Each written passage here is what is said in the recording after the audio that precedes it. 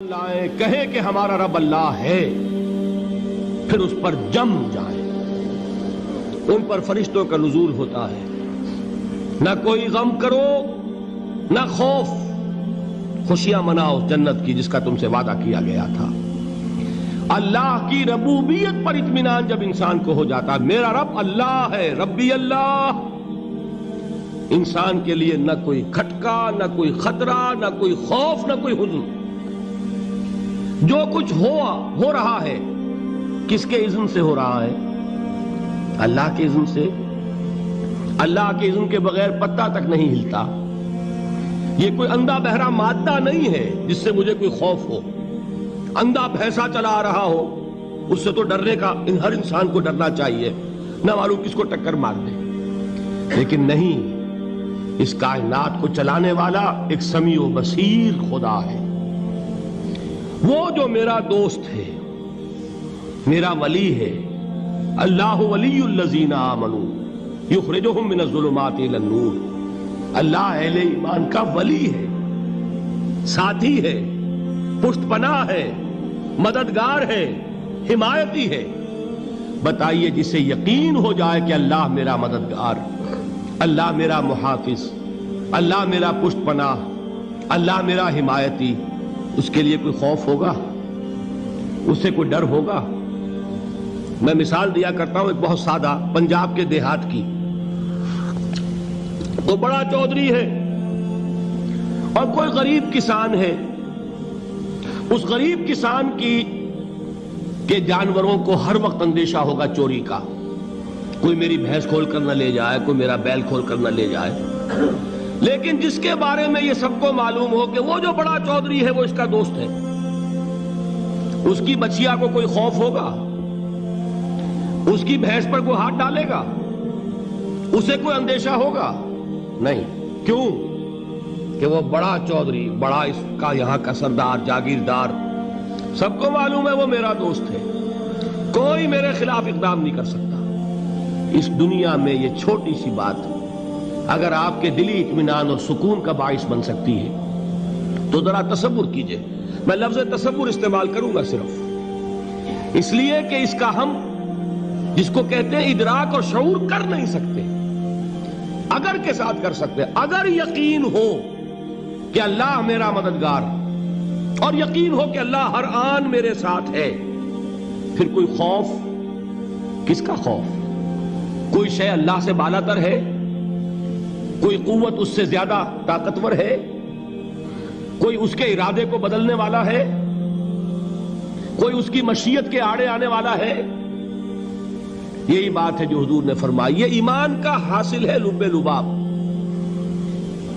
کہ دیکھو اچھی طرح اس بات کو ذہن نشین کر لو، اگر تمام انسان مل کر تمہیں کوئی نقصان پہنچانا چاہے نہیں پہنچا سکتے، مگر جو کچھ اللہ نے لکھ دیا ہو، اور تمام انسان مل کر تمہیں کوئی نفع پہنچانا چاہے نہیں پہنچا سکتے، مگر وہ شے جو اللہ نے طے کر دی۔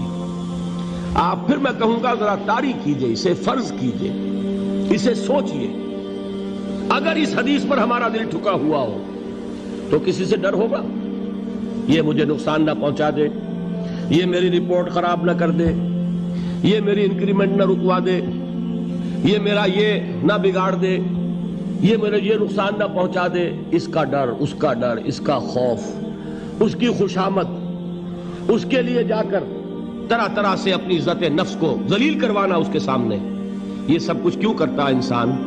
جب سمجھتا ہے کہ اس کے ہاتھ میں میرا کوئی نفع ہے، اس کے ہاتھ میں میرے لیے کوئی ضرر ہے، یہ مجھے کوئی غضب پہنچا سکتا ہے، یہ مجھے کوئی نقصان پہنچا سکتا ہے، یہ میرا کوئی کام بنا سکتا ہے، یہ میری کوئی ضرورت پوری کر سکتا ہے، اسی کا نام شرک ہے۔ جہاں آپ نے یہ سمجھا کہ غیر اللہ کے اندر کوئی طاقت موجود ہے، وہی شرک ہے۔ بتوں سے تجھ کو امیدیں، خدا سے نومیدی، مجھے بتا تو صحیح اور کافری کیا ہے؟ شرک تو یہ ہے۔ جس پر بھی تمہیں یہ خیال ہے، کلمہ ہے یہ کلمہ سوم، لا حول ولا قوت الا باللہ، ذرا اس پر دل کو کبھی اگر آپ تصور کریں، پھر فرض کریں، دل ٹھک جائے اس پر، کوئی طاقت نہیں۔ یہی بات تھی جو شیخ عبد القادر جیلانی رحمۃ اللہ علیہ نے اپنی وصیت میں اپنے بچے سے کہی. 11ویں دینے والے ہیں، لیکن حضرت شیخ عبد القادر جیلانی کی وصیت اور تعلیمات کو کتنے لوگ ہیں تم جانتے ہو؟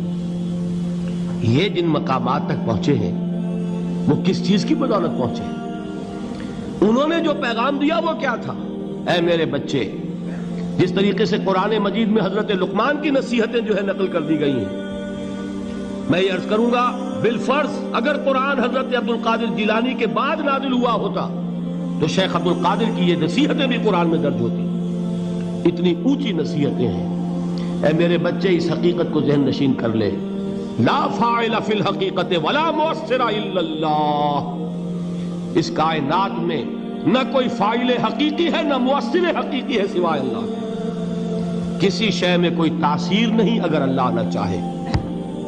آگ جلا نہیں سکتی اگر اللہ نہ چاہے. پانی ڈبو نہیں سکتا اگر اللہ نہ چاہے.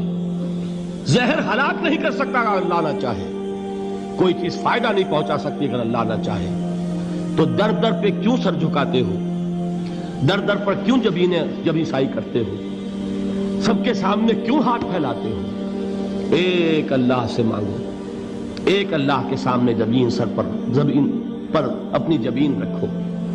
لا فاعل فی الحقیقت ولا مؤثر الا اللہ. نظر آتا ہے ہمیں کہ پانی پیاس بجھا دیتا ہے. پیاس بجھانے کی صلاحیت پانی میں نہیں ہے، اللہ کے اذن سے.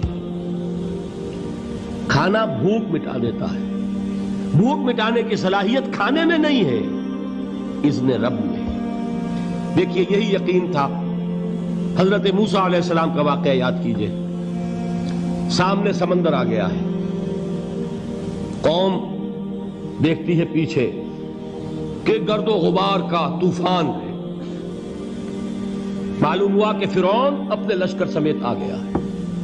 لشکر جب چلتا تھا تیز رفتاری کے ساتھ تو گرد و غبار کا جو طوفان اٹھتا تھا اس کا تصور کیجئے. اور لمحہ بلمحہ وہ قریب آ رہا ہے. پوری قوم نے کیا کہا؟ اے موسیٰ انا لمدرکون. اے موسیٰ ہم کو پکڑے گئے. قرآن مجید نے تو یہاں وہ باتیں نہیں لکھی ہے، لیکن تورات میں یہ درج ہے کہ بنی اسرائیل جھگڑنے لگے، دست و گریبان ہو گئے موسیٰ کے ساتھ. موسیٰ ہمیں یہاں مروایا لا کر، اس سے تو ہم ہی بہتر تھے. وہاں کھانے کو ملتا تھا، زندگی تو تھی. بیگار ہم کر رہے تھے، موت تو نہیں تھی. اب جو کچھ ہوگا اس کا تصور کرو، جس طریقے سے ہمارے ٹکڑے اڑائے جائیں گے. تو لڑ رہے ہیں حضرت موسیٰ علیہ السلام سے. یہ تورات کی تفصیل ہے. قرآن میں صرف اتنا آیا ہے، پریشان ہو کر انہوں نے کہا انا لمدرکون. موسیٰ ہم تو پکڑے گئے. اس وقت موسیٰ کا جواب کیا ہے؟ کلا ان معی ربی سیہدین. نہیں، میرے ساتھ میرا رب ہے، وہ راستہ دے گا. بتائیے کہاں راستہ نظر آ رہا ہے؟ یہ ہے ایمان بالغیب. راستہ نظر نہ آئے تب اللہ پر یقین ایمان ہے. جیب میں پیسے ہوں اور تب دل کو اطمینان ہے تو ایمان کس پر ہوا؟ پیسے پر، اللہ پر نہیں. جب وسائل و ذرائع نہ ہوں اور پھر یقین ہو کہ اللہ مسبب الاسباب ہے، وہ اسباب کا پابند نہیں ہے، وہ اسباب کا محتاج نہیں ہے، اسباب اس کے محتاج ہے. اگر یہ یقین ہے تو اللہ پر ایمان ہے.